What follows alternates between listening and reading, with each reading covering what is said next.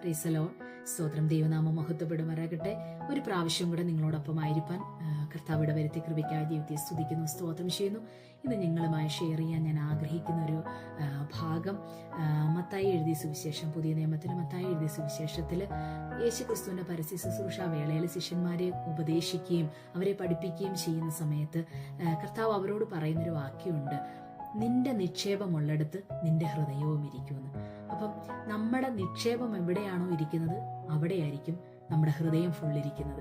ഒരു എക്സാമ്പിൾ പറഞ്ഞാൽ, നമ്മുടെ കയ്യിൽ കുറച്ച് പൈസയുണ്ട്, ആ പൈസ ഉണ്ട്, അല്ലെങ്കിൽ കുറച്ച് സ്വർണ്ണമുണ്ട്, അത് നമ്മൾ ബാങ്കിൽ കൊണ്ടുവച്ചിരിക്കുക. നമ്മുടെ നിക്ഷേപം എവിടെയാണോ നമ്മൾ വെച്ചിരിക്കുന്നത് അവിടെ തന്നെ നമ്മുടെ ഹൃദയം ഇരിക്കത്തുള്ളൂ. അങ്ങനെയാണെങ്കിൽ ഇന്ന് പകൽക്കാലം ഒന്ന് ചിന്തിച്ചേ, നമ്മുടെ നിക്ഷേപം ഈ പുഴുവും തുരുമ്പും കെടുത്തിക്കളയുന്ന ഈ ഭൂമിയിലാണോ നമ്മുടെ നിക്ഷേപം ഇരിക്കേണ്ടത്? ഈ ഭൂമിയിൽ നമുക്ക് നന്മ വേണ്ടെന്നല്ല, നന്മ വേണം, നമുക്കെല്ലാം ഈ ഭൂമി ജീവിക്കുമ്പോൾ എല്ലാം വേണം അല്ലെ, എല്ലാം. പക്ഷെ നമ്മുടെ നിക്ഷേപം മുഴുവൻ നമ്മൾ ഇരിക്കുന്നിടത്താണോ, നമ്മുടെ ഈ ഭൂമിയിൽ നേടുന്നതിനകത്താണോ നമ്മുടെ ഹൃദയം ഇരിക്കുന്നത്? അങ്ങനെയാണെങ്കിൽ ഈ പുഴുവും തുരുമ്പും ഒന്നും നശിപ്പിച്ച് കളയാത്തതും അതുപോലെ കള്ളന്മാർ മോഷ്ടിക്കാത്തതുമായ ഒരിടമുണ്ടെന്ന് പറഞ്ഞാൽ അത് സ്വർഗത്തിൽ മാത്രമാണ്. അതുകൊണ്ട് നമ്മൾ പെട്ടെന്ന് കെട്ടുപോകുന്നതിനകത്താണോ അല്ലെങ്കിൽ നശിച്ചു പോകുന്ന ഈ ഭൂമിയിലാണോ നമ്മുടെ നിക്ഷേപം സ്വരൂപിക്കേണ്ടത്?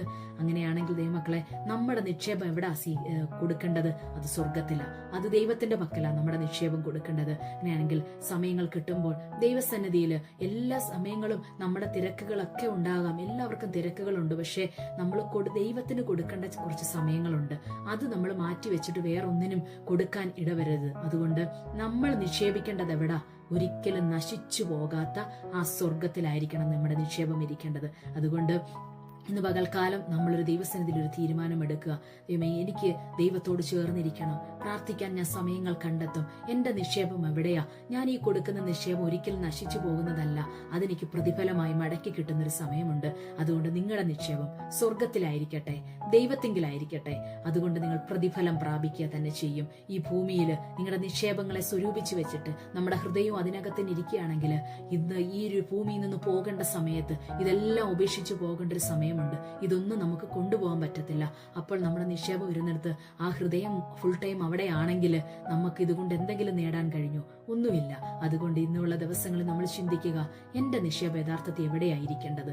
അത് സ്വർഗത്തിൽ തന്നെയാ, അത് ദൈവത്തിന്റെ അടുത്ത് തന്നെയാ. അതുകൊണ്ട് തന്നെ നീ നിക്ഷേപം അവിടെ കൊടുത്താൽ, നിന്റെ സമയങ്ങൾ അവിടെ കൊടുത്താൽ, നിന്റെ ഹൃദയവും എപ്പോഴും ദൈവത്തോടു കൂടെയായിരിക്കാം.